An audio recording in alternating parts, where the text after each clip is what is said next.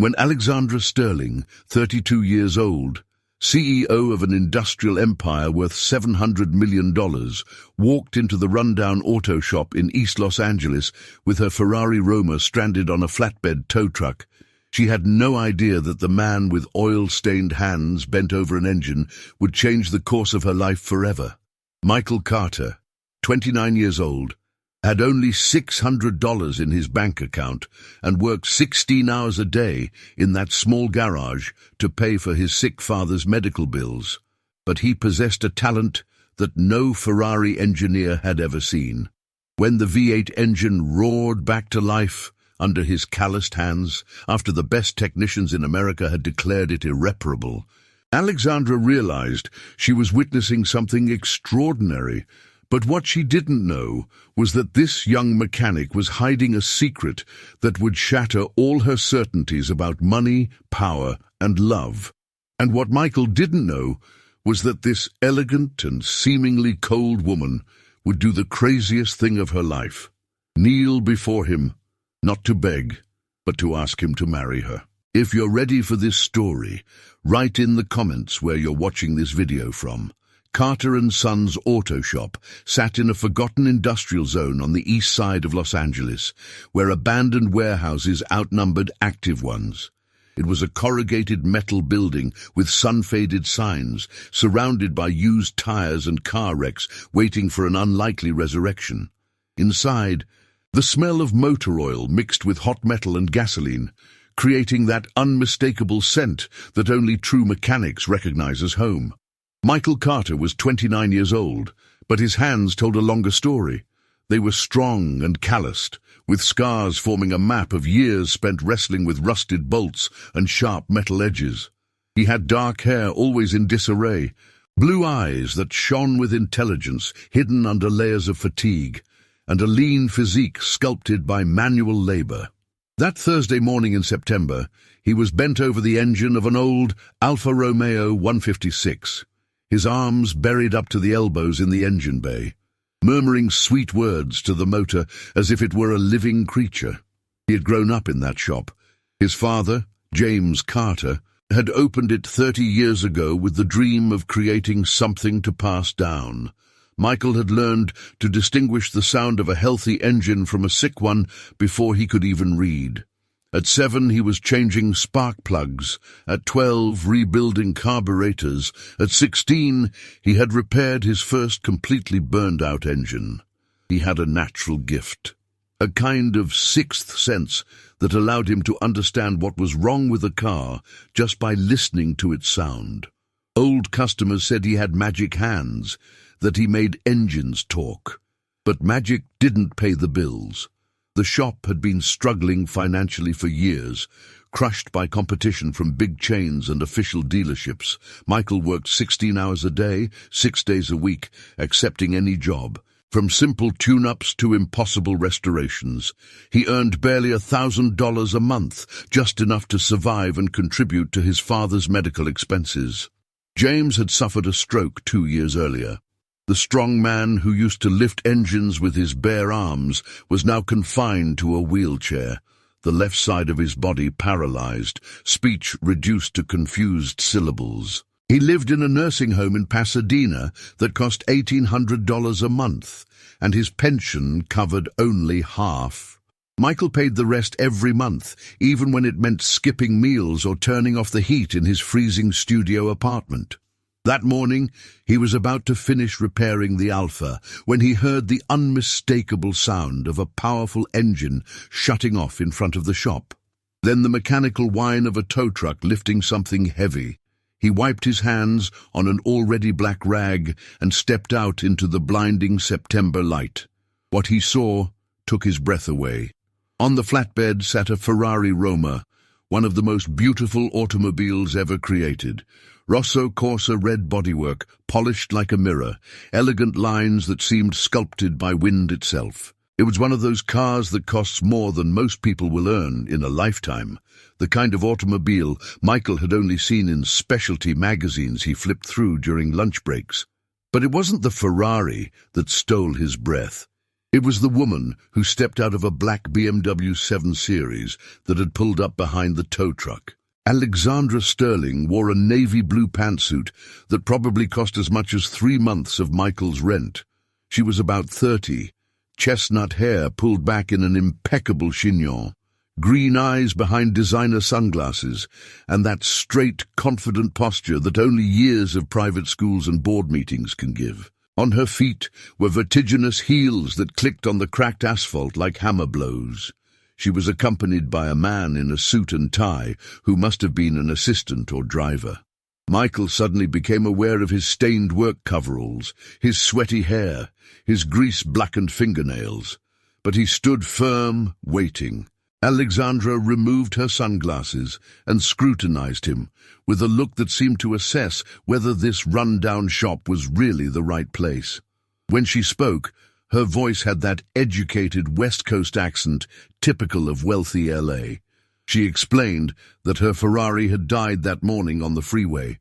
No warning, just a sharp noise from the engine and then silence.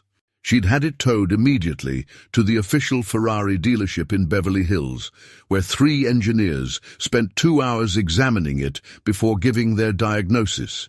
The engine was done. Severe internal damage, probably from a manufacturing defect.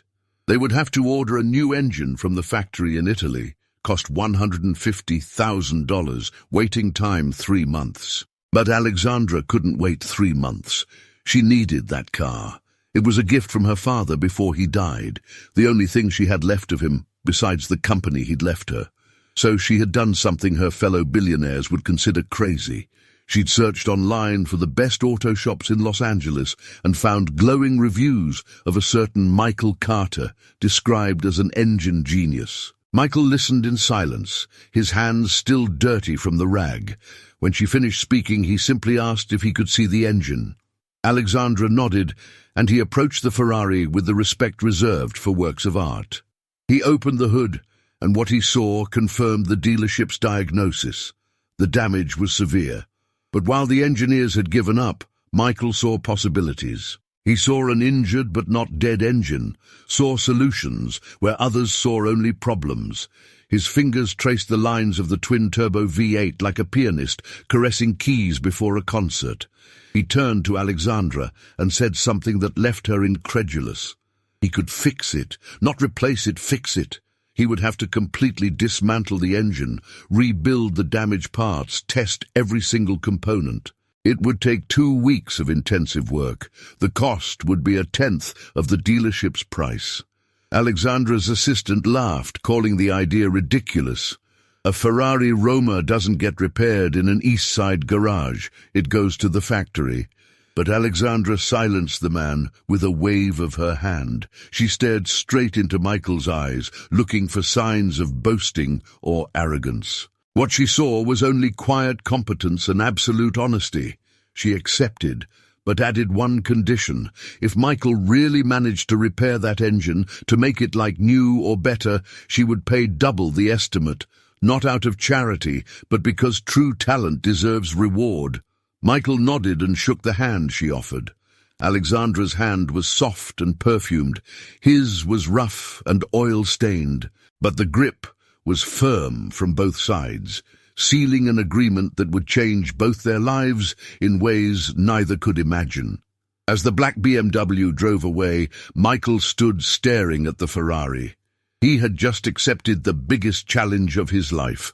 But it wasn't the money that motivated him, even though he desperately needed it. It was the chance to prove that true talent doesn't only live in the sterile laboratories of big brands, but also in the calloused hands of those who learned the trade by sweating. That night, Michael slept barely 3 hours. He had already started dismantling the engine. The next 2 weeks were total immersion. Michael closed the shop to regular customers. Working from 5 in the morning until midnight, the twin-turbo V8 lay dismantled on a special workbench, every piece numbered like archaeological artifacts. The damage was worse than expected. Scratched pistons, bent camshaft, damaged cylinder heads. The Ferrari engineers had been right, but Michael saw possibilities for reconstruction. He worked with maniacal precision, rebuilding every component, testing everything 3 times. It wasn't just technique. He treated that engine like a patient to heal, talking to components as he worked. During those weeks, Alexandra came 4 times to check progress.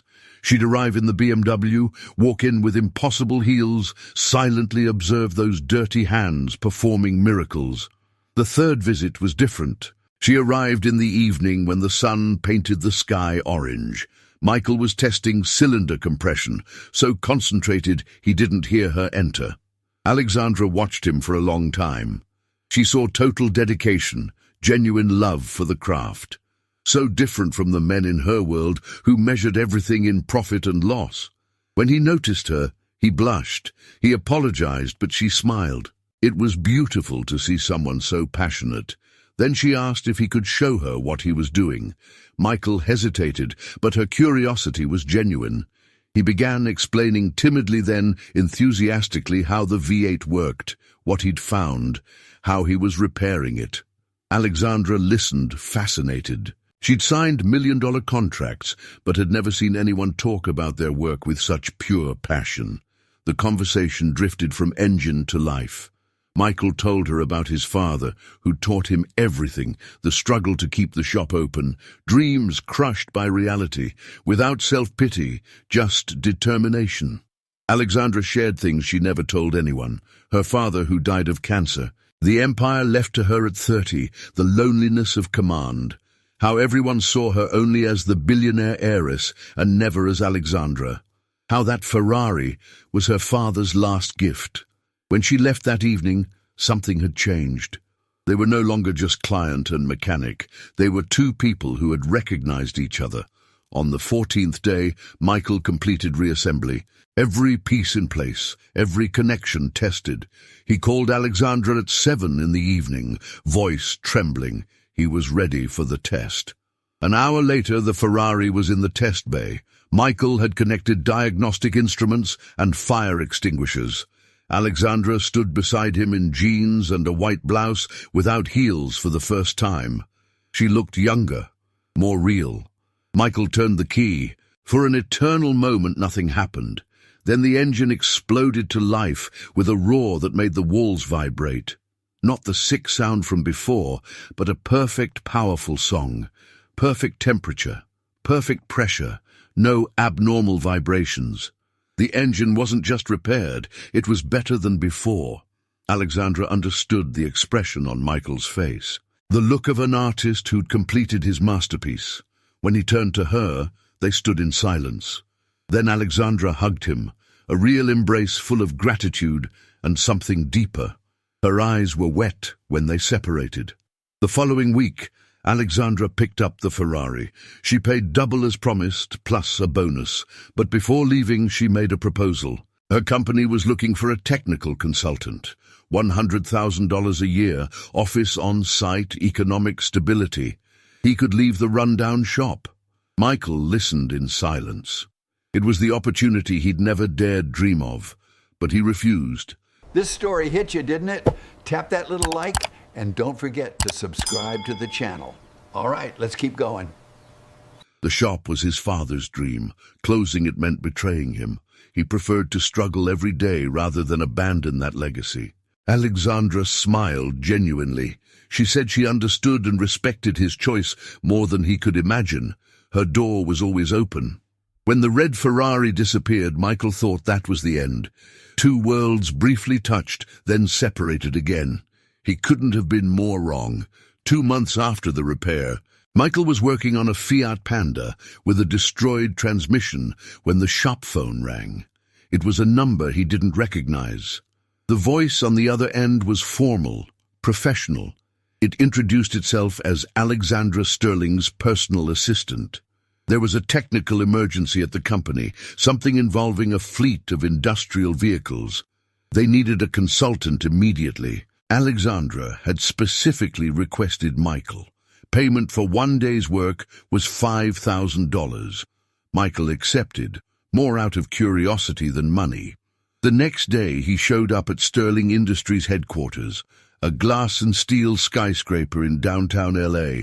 that made the Empire State Building look like a cottage. The lobby was all marble and minimalist design, with employees in designer suits flowing like industrious ants. Michael, in his only pair of clean jeans and a pressed shirt, felt like a fish out of water. But when the assistant escorted him to the executive floor and Alexandra came to meet him with a genuine smile, the discomfort vanished. She wore a pearl-grey dress that probably cost as much as a car, but her eyes were the same ones that had watched him in the shop. The problem was real. A fleet of 30 vans had developed the same mysterious defect. No company mechanic could solve it. Michael spent the day in the corporate garages, diagnosing and solving a problem that turned out to be a supplier's manufacturing defect. He saved the company hundreds of thousands of dollars in unnecessary repairs. That was the first call. It wasn't the last. In the following weeks, Alexandra kept calling him for consultations. Sometimes they were real technical problems. Other times, subtle excuses to see him. Michael understood but said nothing. The truth was, he was also looking for reasons to accept. After each consultation, Alexandra insisted on buying him dinner. They started at Michelin-starred restaurants where Michael felt uncomfortable, but gradually moved to simpler diners where they could talk without the oppressive weight of luxury. Conversations became deeper. Alexandra told him about the pressure of managing a company with 3,000 employees, impossible expectations, advisors who saw her as a little girl playing executive. Michael told her about the sacrifices to keep the shop open, fear of disappointing his father, dreams that seemed increasingly distant. But they also talked about simple things, favorite movies, books they loved, places they wanted to travel. Alexandra discovered Michael read poetry, dreamed of visiting the Ferrari museums in Maranello, played guitar badly. Michael discovered Alexandra loved cooking, collected vintage vinyl, wanted to be a veterinarian as a child. The boundaries between professional and personal blurred more and more. One November evening, after a particularly long dinner at a small bistro in Venice Beach, Alexandra offered to drive Michael home. He lived in a studio apartment in Inglewood, she in a penthouse overlooking Santa Monica. But he accepted. When the BMW stopped in front of the worn building where he lived, there was a moment of awkward silence. Michael knew he should get out, but neither moved. The air was charged with unspoken things. Alexandra spoke first. She confessed the consultations were often excuses, that she called Michael because she needed to see someone real in a world of masks, that she was tired of men who courted her for money and his company was the only genuine thing in her life. Michael listened with his heart pounding. Then he said the truth they both knew but no one had voiced. He was falling in love with her, but he was afraid. Afraid their worlds were too different. Afraid of not being enough, afraid what he felt was destined to shatter against reality. Alexandra looked at him with eyes that shone in the streetlight.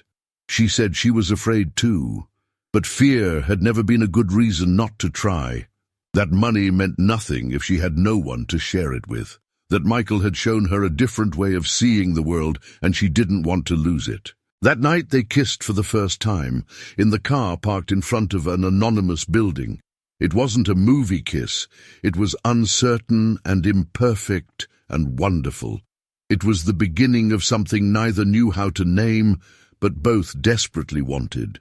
The following months were a precarious balance between two realities that struggled to touch. Alexandra and Michael saw each other when they could, fitting stolen moments between board meetings and shop shifts.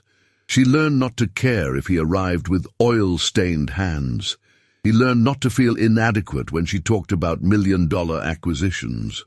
But the outside world was less understanding. Tabloids discovered the relationship and went crazy. The billionaire heiress and the East Side mechanic became the story of the year. Stolen photos showed them together in everyday moments.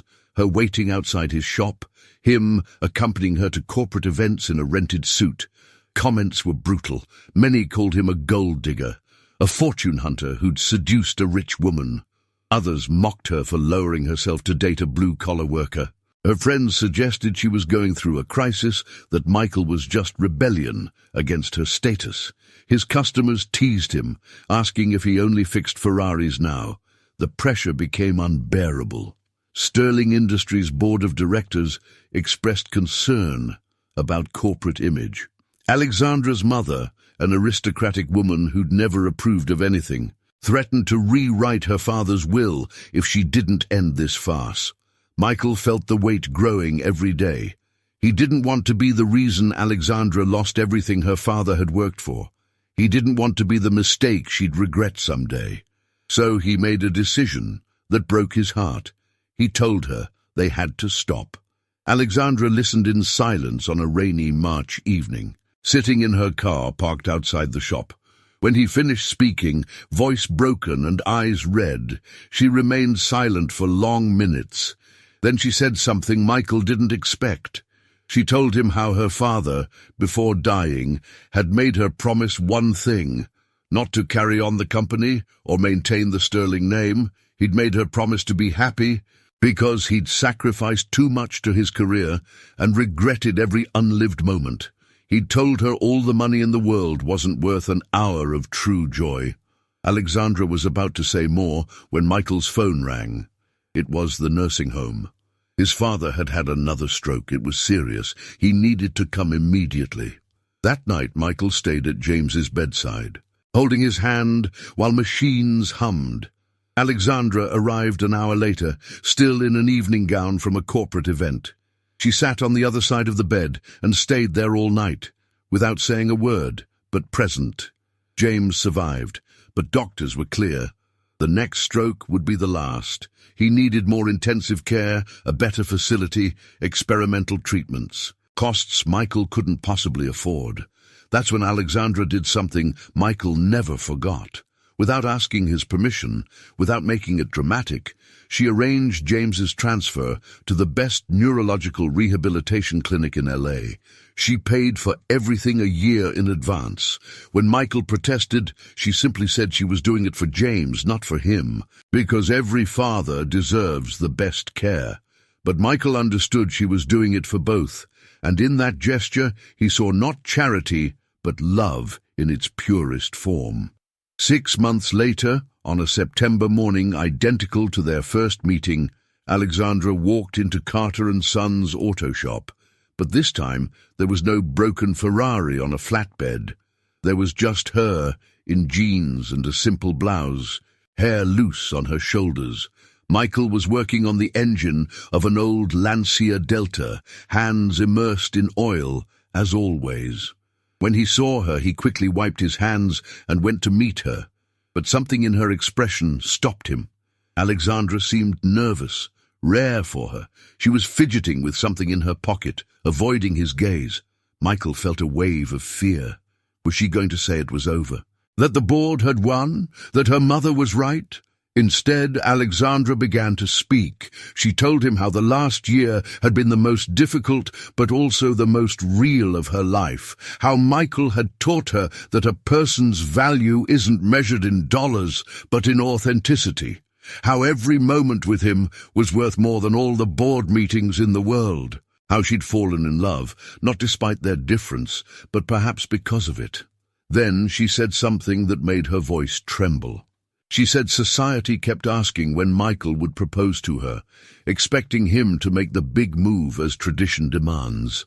But she didn't want to follow traditions. She wanted to write her own story. And so, before Michael's incredulous eyes, Alexandra Sterling knelt on the oil-stained shop floor. She pulled from her pocket a simple ring, no diamonds or frills, just a gold band engraved with a phrase, "True Value." With a voice firm but full of emotion, she asked Michael Carter if he would marry her. Not because she needed someone to manage her fortune, not because he needed her money, but because they had found something rare, a connection that transcended bank accounts. Michael stared at her, tears streaming down his face, leaving clean tracks on his dirty skin. He should have said something romantic, poetic. Instead, he could only stammer yes, then another yes, Then he pulled her up and kissed her while both their tears mixed. They married 3 months later in a small country church near Pasadena, where James could attend in his wheelchair. It wasn't the wedding you'd expect from a billionaire. It was intimate, with few guests, more shop workers than corporate executives. But the real surprise came during the reception. Alexandra announced that she and Michael were founding something new together, a training center for young mechanics, where kids without means could learn the trade for free. It would be called the James Carter Technical Center. The shop stayed open, but now Michael had help. Young apprentices he trained with the same dedication his father had trained him. And when he wasn't at the shop, he worked with Alexandra on projects that combined his technical expertise with her resources. Alexandra's mother eventually accepted the marriage, especially when she saw how much her daughter had changed. She was happier, more present, more human. The board stopped protesting when they saw Alexandra becoming a better leader, more connected to reality, less prisoner of the ivory tower. 2 years later, they had a daughter whom they named Julia after Michael's mother. James held her in his good arm, tears of joy running down his face, and Michael understood the circle had closed. They continued living between two worlds. She in the penthouse overlooking Santa Monica, he in the shop that smelled of oil and dreams. But the real miracle was that they'd built a third world, all their own, where money didn't define value and love knew no social class. Years later, when journalists asked Alexandra the secret of their impossible marriage, she always smiled and said the same thing. True luxury isn't owning a Ferrari, she said, but finding someone capable of repairing the broken engine of your heart. And every time she said it, she looked at Michael with those same green eyes that had first seen him in an East Side garage, recognizing in a man with oil-stained hands something no diamond could ever buy, pure authenticity. If this story made you believe that true love knows no differences, leave a little heart below to let me know.